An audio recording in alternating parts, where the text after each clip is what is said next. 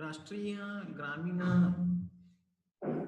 ರೋಗಗಳನ್ನು ತಡೆಗಟ್ಟುವಂತ ಒಂದು ಕಾರ್ಯಕ್ರಮದಲ್ಲಿ ಸೆಕೆಂಡ್ ಸೆಷನ್ ನಲ್ಲಿ ಮುಂದುವರಿದ ಭಾಗವಾಗಿ ನಾವು 21ನೇ ಶತಮಾನದಲ್ಲಿ ಇಂದಿನ ಆಧುನಿಕ ಸಮಾಜದಲ್ಲಿ ನಾವು ವಿಶ್ವದ ಚಿತ್ರಣವನ್ನು ವೀಕ್ಷಿಸಿದಾಗ ಸಾಕಷ್ಟು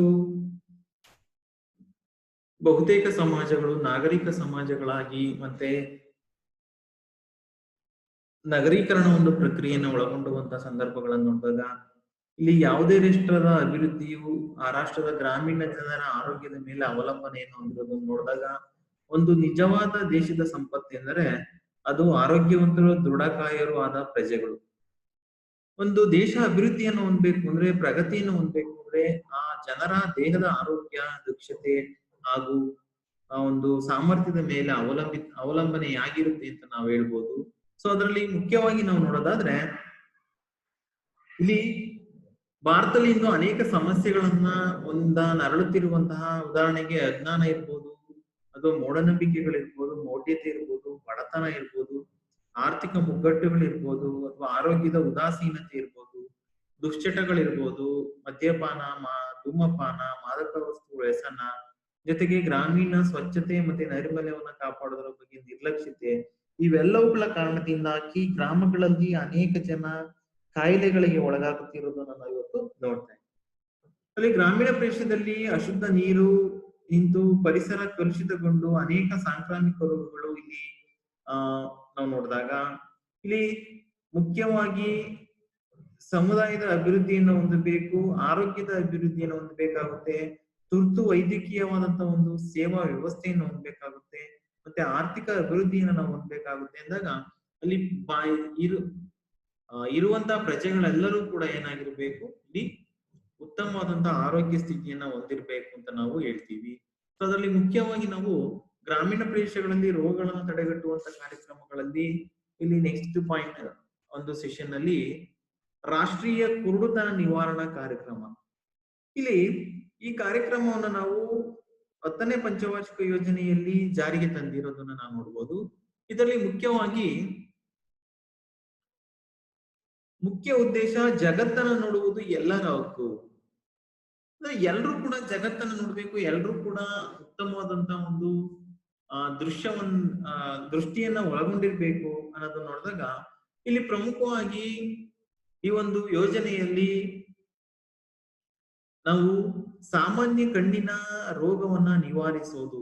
ನಾವು ನೋಡ್ತೇವೆ ಎಷ್ಟೋ ಜನ ಕುರುಡರನ್ನ ನೋಡಿದಾಗ ಅವರು ಒಳ್ಳೊಳ್ಳೆ ಸಾಧನೆಯನ್ನ ಮಾಡಿರುವಂತ ಸಂದರ್ಭಗಳನ್ನ ನೋಡಿದ್ರು ಕೂಡ ಸೊ ಅವರಲ್ಲಿ ಕೆಲವೊಂದು ಎಂತ ವ್ಯಕ್ತಿಗೆ ಆದ್ರೂ ಕೂಡ ಒಬ್ಬ ಕುರುಡನ ಈ ರಸ್ತೆಯಲ್ಲಿ ಹೋಗ್ಬೇಕಾದ್ರೆ ಅವನು ಕೈ ನೀಡಿ ಯಾರನ್ನಾದ್ರೂ ಕರಿತಾ ಇದ್ದಾಗ ಎಂತ ವ್ಯಕ್ತಿಯಲ್ಲೂ ಕೂಡ ಮನಸ್ಸಿನಲ್ಲಿ ಒಂದು ನೋವಿರುತ್ತೆ, ಕುರುಡ, ಅವನಿಗೆ ಕಣ್ಣು ಕಾಣಿಸ್ತಲ್ಲ. ಸೊ ಇಂತ ಒಂದು ರೋಗವನ್ನ ನಿಯಂತ್ರಣ ಮಾಡುವಂತ ಸಂದರ್ಭಗಳಲ್ಲಿ ಸಾಮಾನ್ಯ ಕಣ್ಣಿನ ರೋಗವನ್ನ ನಿವಾರಿಸೋದು ಮತ್ತೆ ಕಣ್ಣಿನ ಪೊರೆಯನ್ನ ತೆಗೆಯೋದು. ಸಾಮಾನ್ಯವಾಗಿ ಇದು ವಯಸ್ಸಾದವರಲ್ಲಿ ಮುಖ್ಯವಾಗಿ ನಾವು ಕಣ್ಣಿನ ಪೊರೆಯನ್ನ ನಾವು ನೋಡ್ತೀವಿ, ಅದನ್ನ ತೆಗಿಬೇಕಾಗುತ್ತೆ. ಲೆನ್ಸ್ ಗಳನ್ನ ಅಳವಡಿಸೋದು ಇದು ಸಾಮಾನ್ಯವಾಗಿ ಸ್ವಲ್ಪ ಹಣಕಾಸಿನ ಅಥವಾ ಆರ್ಥಿಕವಾಗಿ ಜಾಸ್ತಿ ವೆಚ್ಚ ಆದ್ರೂ ಕೂಡ ಕಣ್ಣಿನಲ್ಲಿ ಲೆನ್ಸ್ ಗಳನ್ನ ಅಳವಡಿಸೋದು ಮತ್ತೆ ಬಾಲ್ಯ ಕುರುಡುತನವನ್ನ ನಿವಾರಣೆ ಮಾಡೋದು ಇದು ಕೂಡ ಬಹಳ ಮುಖ್ಯವಾದಂತ. ಯಾಕೆಂದ್ರೆ ಇಲ್ಲಿ ಹುಟ್ಟಿನಿಂದನೇ ಕುರುಡರಾಗಿದ್ದಾಗ, ಯಾಕೆಂದ್ರೆ ಇವಾಗ ನಾವು ನೋಡ್ತೀವಿ ಯಾವುದೇ ವ್ಯಕ್ತಿ ಸತ್ತ ನಂತರ ಆ ವ್ಯಕ್ತಿಯ ಕಣ್ಣನ್ನ ಬೇರೆಯವರಿಗೆ ದಾನ ಮಾಡೋದಕ್ಕೆ ಇಲ್ಲಿ ಅವಕಾಶಗಳನ್ನ ಇರೋದನ್ನ ನೋಡಿದಾಗ ಸೊ ಅದರ ಮೂಲಕನಾದ್ರೂ ಬೇರೆಯವರಿಗೆ ಇಲ್ಲಿ ಅಂದ್ರೆ ಕುರುಡುತನವನ್ನ ನಿವಾರಿಸುವಂತ ಒಂದು ಕೆಲಸವನ್ನ ಇಲ್ಲಿ ಸರ್ಕಾರ ಬೇರೆ ಬೇರೆ ಕಾರ್ಯಕ್ರಮಗಳ ಅಡಿಯಲ್ಲಿ ಒದಗಿಸ್ಕೊಡ್ತಾ ಇದೆ. ಸೊ ಅದನ್ನ ಬಳಸ್ಕೊಂಡು ನಾವಿಲ್ಲಿ ಈ ಒಂದು ಕಣ್ಣಿನ ದೃಷ್ಟಿಯನ್ನ ಅಥವಾ ಕುರುಡುತನವನ್ನ ಹೋಗಲಾಡಿಸುವಂತ ಒಂದು ಕೆಲಸವನ್ನ ಮಾಡಬೇಕಾಗುತ್ತೆ. ಅದರಲ್ಲಿ ಮುಖ್ಯವಾಗಿ ನಾವು ಸಾಕಷ್ಟು ಯಾರೋ ಒಂದು ಅಪಘಾತ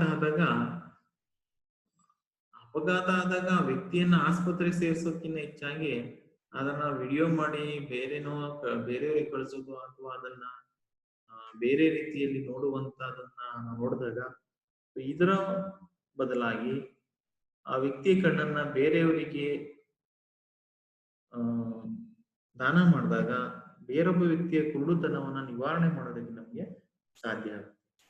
ನೆಕ್ಸ್ಟ್ ರಾಷ್ಟ್ರೀಯ ಮಾನಸಿಕ ಆರೋಗ್ಯ ಕಾರ್ಯಕ್ರಮ. ಸೊ ಈ ಕಾರ್ಯಕ್ರಮವನ್ನು ಕೂಡ ಭಾರತ ಸರ್ಕಾರ 10ನೇ ಪಂಚವಾರ್ಷಿಕ ಯೋಜನೆಯಲ್ಲಿ ಜಾರಿ ಮಾಡುತ್ತೆ.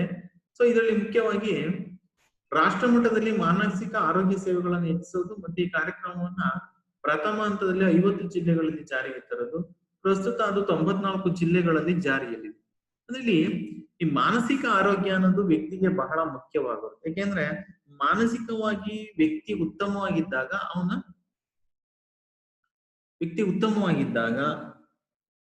ಅವನ ದೈನಂದಿನ ಜೀವನದ ಚಟುವಟಿಕೆಗಳು ಅಥವಾ ಅವನ ಜೀವನ ಉತ್ತಮವಾಗಿ ಮುಂದುವರಿಯೋದಕ್ಕೆ ಸಾಧ್ಯ ಆಗುತ್ತೆ. ಇಲ್ಲಿ ಮಾನಸಿಕವಾಗಿ ಉತ್ತಮವಾಗಿದ್ದಾಗ ಅವನು ಹಲವಾರು ಸಮಸ್ಯೆಗಳಲ್ಲಿ ಅಥವಾ ಹಲವಾರು ಅನೈತಿಕವಾದ ಅಥವಾ ಗೊತ್ತಿಲ್ಲದೇನೋ ಕೆಲವು ಸಂದರ್ಭಗಳಲ್ಲಿ ಅಥವಾ ಗೊತ್ತಿದ್ದು ಕೆಲವೊಂದು ಸಂದರ್ಭಗಳಲ್ಲಿ ಅವನು ಏನ್ ಮಾಡ್ತಾನೆ, ಒಂದು ಬೇರೆ ಬೇರೆ ಕೆಟ್ಟ ಕೆಲಸಗಳಲ್ಲಿ ಅಥವಾ ಅಕ್ರಮವಾದಂತಹ ಅನೈತಿಕ ಚಟುವಟಿಕೆಗಳಲ್ಲಿ ತೊಡಗುವಂತ ಸಂದರ್ಭಗಳಿರುತ್ತೆ. ಆದ್ರಿಂದ ಆ ವ್ಯಕ್ತಿಗೆ ಮಾನಸಿಕವಾದಂತಹ ಉತ್ತಮ ಆರೋಗ್ಯವನ್ನ ಇಲ್ಲಿ ನೀಡುವಂತಹ ನಿಟ್ಟಿನಲ್ಲಿ ಈ ಒಂದು ಕಾರ್ಯಕ್ರಮ ತನ್ನ ಕೆಲಸವನ್ನ ನಿರ್ವಹಿಸುತ್ತೆ ಅಂತ ಹೇಳ್ಬೋದು. ನಂತರ ಇಲ್ಲಿ ರಾಷ್ಟ್ರೀಯ ಏಡ್ಸ್ ನಿಯಂತ್ರಣ ಕಾರ್ಯಕ್ರಮ, ಇದು ಒಂದು ಸಾಂಕ್ರಾಮಿಕ ರೋಗವಾಗಿ ಮತ್ತೆ ಜಗತ್ತಿನ ಒಂದು ಈ ರೋಗವನ್ನ ತಡೆಗಟ್ಟೋದಕ್ಕೂ ಕೂಡ ಸಾಕಷ್ಟು ಅರಿವನ್ನ ಅಥವಾ ಜಾಗೃತಿಯನ್ನ ಮೂಡಿಸುವಂತ ಒಂದು ಕೆಲಸವನ್ನ ನಾವು ಮಾಡ್ಬೇಕಾಗುತ್ತೆ. ಲೈಂಗಿಕ ಸೋಂಕನ್ನ ಪತ್ತೆ ಹಚ್ಚೋದಕ್ಕೆ ಕೆಲವು ಆರೋಗ್ಯ ಕೇಂದ್ರಗಳಲ್ಲಿ ಅನುವನ್ನ ಈ ಒಂದು ಕಾರ್ಯಕ್ರಮದ ಅಡಿಯಲ್ಲಿ ಮಾಡಿಕೊಡಲಾಗುತ್ತೆ. ರೋಗಿಗೆ ಕಾಯಿಲೆಯ ಬಗ್ಗೆ ಕೌನ್ಸಿಲಿಂಗ್ ಮಾಡಿ ತಿಳುವಳಿಕೆಯನ್ನ ಮೂಡಿಸೋದು. ಸೊ ಇಲ್ಲಿ ರೋಗಿಗಳಿಗೆ ಮೊದಲು ಈ ಕಾಯಿಲೆ ಬಗ್ಗೆ ಏನ್ ಮಾಡ್ಬೇಕು, ನಾವು ತಿಳುವಳಿಕೆಯನ್ನ ಮೂಡಿಸ್ಬೇಕು. ಯಾವ್ದ್ರಿಂದ ಈ ರೋಗ ಬರುತ್ತೆ, ಏನ್ ಮುಂಜಾಗ್ರತಾ ಕ್ರಮಗಳನ್ನ ಕೈಗೊಳ್ಬೇಕು, ಇದನ್ನ ನಾವು ನೋಡ್ತೀವಿ. ಮತ್ತೆ ಕಾಂಡೋಮ್ ಅಥವಾ ಒಂದು ವಿತರಣೆ ಮಾಡೋದು ಮತ್ತೆ ಅವುಗಳ ಬಳಕೆಯನ್ನು ಮಾಡೋದು, ಇದು ಕೂಡ ಬಹಳ ಮುಖ್ಯವಾದಂತ ಅಂಶ. ಸೊ ಇಲ್ಲಿ ಈ ಕಾರ್ಯಕ್ರಮದ ಪ್ರಮುಖವಾದಂತ ಉದ್ದೇಶವೇ ಲೈಂಗಿಕ ಸೋಂಕನ್ನ ತಡೆಗಟ್ಟುವುದು. ಇಲ್ಲಿ ಲೈಂಗಿಕವಾದಂತ ಪ್ರಕ್ರಿಯೆಯಲ್ಲಿ ಅಥವಾ ಅನೈತಿಕ ಅಕ್ರಮ ಚಟುವಟಿಕೆಗಳಲ್ಲಿ ಅನೈತಿಕ ಅಕ್ರಮ ಲೈಂಗಿಕ ಕ್ರಿಯೆಗಳಲ್ಲಿ ಭಾಗಿಯಾಗುವಂತ ವ್ಯಕ್ತಿಗಳು ಮುಂಜಾಗ್ರತಾ ಕ್ರಮವಾಗಿ ಕಾಂಡೋಮ್ಗಳನ್ನ ಬಳಸೋದು ಮತ್ತೆ ಅದಕ್ಕೆ ಬೇಕಾದಂತ ಮುಂಜಾಗ್ರತಾ ಕ್ರಮಗಳನ್ನ ಕೈಗೊಂಡಾಗ ಈ ರೋಗವನ್ನು ತಡೆಗಟ್ಟೋದಕ್ಕೆ ಸಾಧ್ಯ ಆಗುತ್ತೆ. ಮತ್ತೆ ಈ ಕಾರ್ಯಕ್ರಮ ಜಾರಿಗೆ ಬಂದಿದ್ದು 1992ರಲ್ಲಿ 2002ರಲ್ಲಿ ಭಾರತ ಸರ್ಕಾರವು ರಾಷ್ಟ್ರೀಯ ಏಡ್ಸ್ ನಿಯಂತ್ರಣ ಯೋಜನೆಯನ್ನ ಜಾರಿ ಮಾಡುತ್ತೆ. ಸೊ ಈ ಯೋಜನೆಗಾಗಿ 2004-05ರಲ್ಲಿ 259 ಕೋಟಿಗಳನ್ನ ಕಾಯ್ದಿರಿಸಲಾಗುತ್ತೆ. ಮೇಲ್ ತಿಳಿಸಿದ ಕಾರ್ಯಕ್ರಮ ಅನುಷ್ಠಾನಕ್ಕೆ 2005-06ರಲ್ಲಿ 533 ಕೋಟಿ ಹಣವನ್ನು ಖರ್ಚು ಮಾಡಲಾಗುತ್ತೆ. ಸೊ ಈ ಕಾರ್ಯಕ್ರಮಗಳ ಜೊತೆಗೆ ಆರೋಗ್ಯಕ್ಕೆ ಸಂಬಂಧಿಸಿದಂತೆ ಇನ್ನೂ ಕೆಲವೊಂದು ಕಾರ್ಯಕ್ರಮಗಳನ್ನು ಜಾರಿಗೆ ತರೋದು ನೋಡಿದಾಗ 2005ರ ನೈಸರ್ಗಿಕ ವಿಪತ್ತು. ಸೊ ಇಲ್ಲಿ 2005ರ ವರ್ಷವು ಭಾರತದಲ್ಲಿ ದುರಂತ ವರ್ಷ ಅಂತಾನೆ ಕರಿತೀವಿ. ಯಾಕೆಂದ್ರೆ ರಾಷ್ಟ್ರದ ಅನೇಕ ರಾಜ್ಯಗಳು ವಿಪತ್ತಿಗೆ ಸಿಲುಕುತ್ತೆ. ಉತ್ತರ ಪ್ರದೇಶದಲ್ಲಿ ಜಪಾನೀಸ್ ಇನ್ಸಿಪಾಲಿಟೀಸ್ ಆದಾಗ ಕೇಂದ್ರ ಸರ್ಕಾರ ಮುಂದೆ ಬಂದು ಬೇಕಾಗಿರುವಂತ ಎಲ್ಲಾ ಸೌಲಭ್ಯಗಳನ್ನು ಒದಗಿಸಿದೆ. ಅದೇ ಸಂದರ್ಭದಲ್ಲಿ ಕೇರಳ, ಕರ್ನಾಟಕ, ಆಂಧ್ರ ಪ್ರದೇಶ, ತಮಿಳುನಾಡು, ಮಹಾರಾಷ್ಟ್ರ, ಮಧ್ಯಪ್ರದೇಶ, ಜಮ್ಮು ಕಾಶ್ಮೀರ ಮುಂತಾದ ರಾಜ್ಯಗಳಲ್ಲಿ ಮಳೆ ಮತ್ತು ಕೆಲವು ಕಡೆ ಬರಗಾಲ ಉಂಟಾಗುತ್ತೆ.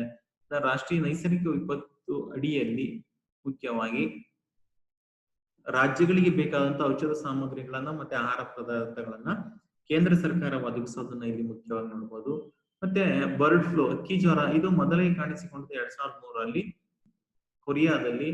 ಸೊ H1N1 ನಂತರದಲ್ಲಿ ಮತ್ತೆ ಇತರೆ ದೇಶಗಳಿಂದ ಈ ಒಂದು ರೋಗಗಳು ನಾವು ಬರದಂತೆ ಈಗ ಕೊರೋನಾನ ನೋಡಿದಾಗ 2019ರ ನವೆಂಬರ್-ಡಿಸೆಂಬರ್ನಲ್ಲಿ ಏನ್ ಕಾಣಿಸ್ಕೊಳ್ತು, ಅದು ಮಾರ್ಚ್ ವೇಳೆಗೆ ಭಾರತದಲ್ಲಿ ನಾವು ನೋಡಿದಾಗ ಒಬ್ಬ ರೋಗಿಯಿಂದ ಬಂದು ಇವತ್ತು ಸಾವಿರಾರು ವ್ಯಕ್ತಿಗಳನ್ನ ಅದು ಬಲಿ ಪಡೆಯುವಂತಹ ಅಥವಾ ಇನ್ನೂ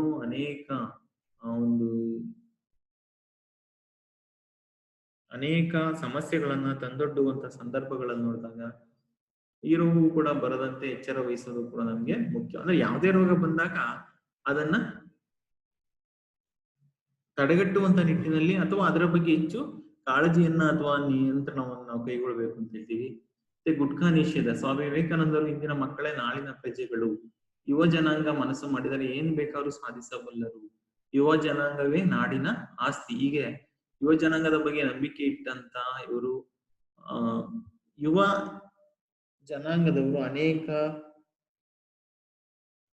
ದುಶ್ಚಟಗಳಿಗೆ ಒಳಗಾಗುವಂತ ಸಂದರ್ಭಗಳನ್ನ ನಾವು ನೋಡ್ತೀವಿ. ಆದ್ರಿಂದ ಭಾರತದ ಸರ್ಕಾರ ಮಾರ್ಚ್ 1, 2005 ಚಲನಚಿತ್ರಗಳಲ್ಲಿ ಗುಟ್ಕಾ ಮತ್ತು ಸಿಗರೇಟ್ ಅನ್ನ ನಿಷೇಧಿಸಿ ಅದನ್ನ ನಿಯಂತ್ರಿಸದೆ ಕಾನೂನನ್ನ ಜಾರಿಗೆ ತಂದಿದೆ. ಕಾನೂನುಗಳನ್ನ ಸರ್ಕಾರ ಜಾರಿಗೆ ತರೋದು ಇವತ್ತಿಂದಲ್ಲ, ಇದು ಮೊದಲಿಂದನೂ ಕೂಡ ಜಾರಿಯಲ್ಲಿದೆ. ಕಾನೂನುಗಳನ್ನ ಜಾರಿಗೆ ತರೋದು ಮುಖ್ಯ ಅಲ್ಲ, ಅವುಗಳು ಎಷ್ಟರ ಮಟ್ಟಿಗೆ ಅನುಷ್ಠಾನಗೊಳ್ತವೆ, ಸಮಾಜದ ಮೇಲೆ ಅದು ಎಷ್ಟರ ಮಟ್ಟಿಗೆ ಪ್ರಭಾವವನ್ನ ಬೀರುತ್ತೆ ಅನ್ನೋದು ಕೂಡ ಮುಖ್ಯ. ಯಾಕೆಂದ್ರೆ ನಾವು ಕಾನೂನುಗಳನ್ನ ಕೇವಲ ಪುಸ್ತಕದಲ್ಲಿ ಬರೆದ್ರೆ ಆಗಲ್ಲ, ಅದನ್ನ ಸಮಾಜ, ಸಮುದಾಯ ಮತ್ತೆ ಜನರ ಮೇಲೆ ಅದನ್ನ ಏರ್ಬೇಕಾಗುತ್ತೆ ಅಥವಾ ಅದನ್ನ ಅನುಷ್ಠಾನಗೊಳಿಸ್ಬೇಕಾಗುತ್ತೆ. ಆವಾಗ ನಾವು ಆರೋಗ್ಯದ ಬಗ್ಗೆ ಹೆಚ್ಚು ಕಾಳಜಿಯನ್ನ ಅಥವಾ ಅರಿವನ್ನ, ಜಾಗೃತಿಯನ್ನ ಮೂಡಿಸುವಂತ ಒಂದು ಪ್ರಯತ್ನವನ್ನ ಮಾಡೋದಕ್ಕೆ ಸಾಧ್ಯ. ಈಗ ನಾವು ಎಷ್ಟೋ ಸಂದರ್ಭದಲ್ಲಿ ಎಲ್ಲವನ್ನು ಕಾನೂನುಗಳನ್ನ ಬರೆದಿರ್ತೀವಿ ವಿನಃ ಅದನ್ನ ಜಾರಿಗೆ ತರುವಲ್ಲಿ ನಾವು ಹೆಚ್ಚಿನ ಕಾಳಜಿಯನ್ನು ವಹಿಸುವುದಿಲ್ಲ. ಇದರಿಂದ ಅನಾರೋಗ್ಯವಾದಂತ ಸಂಬಂಧಗಳು ಇವೆಲ್ಲ ನೋಡ್ತಾ ಇದ್ರೆ ಇತ್ತೀಚೆಗೆ ಮಾದಕ ವಸ್ತುಗಳ ವ್ಯಸನಿಗಳನ್ನ ದೊಡ್ಡ ದೊಡ್ಡ ವ್ಯಕ್ತಿಗಳೇ ಅದರಲ್ಲಿ ಭಾಗಿಯಾಗಿದ್ದಾರೆ.